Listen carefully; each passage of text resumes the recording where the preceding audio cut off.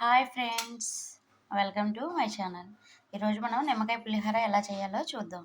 ముందుగా ఒక 5 నిమ్మకాయలు తీసుకుందాం. దానిలోకి ఒక 4 పచ్చిమిర్చి కడిగి ఇలా కట్ చేసుకొని పక్కన పెట్టుకుందాం.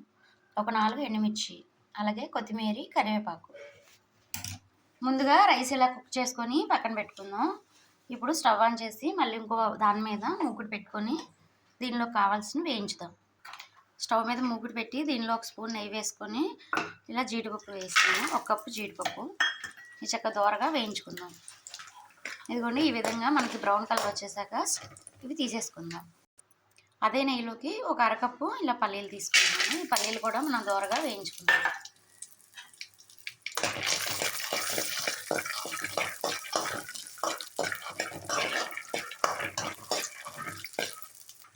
ఈ విధంగా వేగిపోయాక వీటిని తీసేద్దాం. అదే ముక్కుల్లోకి ఒక 3 స్పూన్స్ ఆయిల్ తీసుకుంటున్నాను.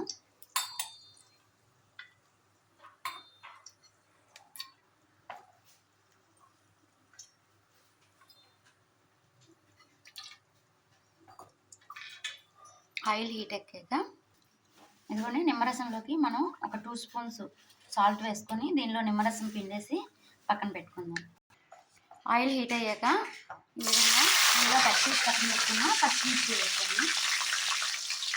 పచ్చిమిర్చి కొంచెం వేగగానే ఎండుమిర్చి ఇలా ముక్కలుగా కట్ చేసుకొని వేస్తున్నాను. పచ్చిమిర్చి మనకి ఆయిల్లో చక్కగా ఫ్రై చేసుకుంటే తినేప్పుడు బాగుంటుంది రైస్లో. ఇవి కొంచెం ఫ్రై అవ్వగానే దీనిలోకి ఒక 1 టీ స్పూను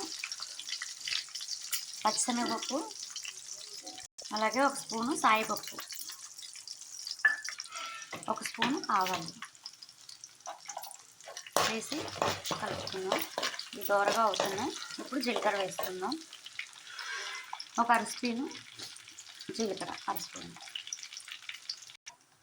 పోపు మనకి చక్కగా వేగిపోయిందండి. ఇప్పుడు ముందుగా కడిగి పక్కన పెట్టుకున్నాం కరివేపాకు వేసుకుందాం. స్టవ్ ఆఫ్ చేసేసుకుందాం.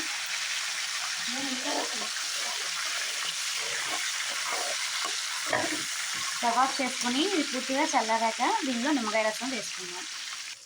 స్టవ్ ఆఫ్ చేసిన తర్వాత దీనిలోకి 1/2 స్పూన్ పసుపు వేసుకుందాం. స్టవ్ ఆఫ్ చేసుకున్నాక పసుపు వేసుకుంటే మన కలర్ చాలా బాగుంటుంది. ముందుగానే వేస్తే పసుపు బ్లాక్ కలర్లోకి వచ్చేస్తుంది. ఇదిగోండి, పోపు చక్కగా చల్లారిపోయింది. చల్లారిపోయాక మనం నిమ్మకాయలు చూపించాను కదండి ఇందాక 4 నిమ్మకాయలు, అది జ్యూస్ చేసుకుంటే గ్లాస్ జ్యూస్ వచ్చింది. దీనిలోనే సాల్ట్ వేస్తాను. పోపు చల్లగా అయిపోయాకే మనం ఇది పోసుకోవాలి. వేసుకొని 2 నిమిషాలు ఇలా ఉంచేసి తర్వాత రైస్ వేసుకుందాం. ఇలా ఉంచేసుకుందాం.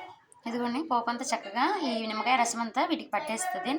మిర్చికి మనకి తినేప్పుడు చాలా మంట లేకుండా పుల్లగా బాగుంటాయి. ముందుగా ఉడికించి పక్కన పెట్టుకున్న రైస్ తీసుకుందాం. ఈ రైస్ని ఇప్పుడు దీనిలో యాడ్ చేసుకుందాం. ఈ రైస్ వేసుకొని చక్కగా కలిపేసుకుందాం. ఈ విధంగా కలిపేసుకున్నామండి. కలిపేసుకున్నాక ముందుగా మనం వేయించి పక్కన పెట్టుకున్న జీడిపప్పు అలాగే పల్లీలు 2 దీనిలో మిక్స్ చేసుకుందాం. ఫైనల్గా కొత్తిమీర యాడ్ చేసుకుందాం.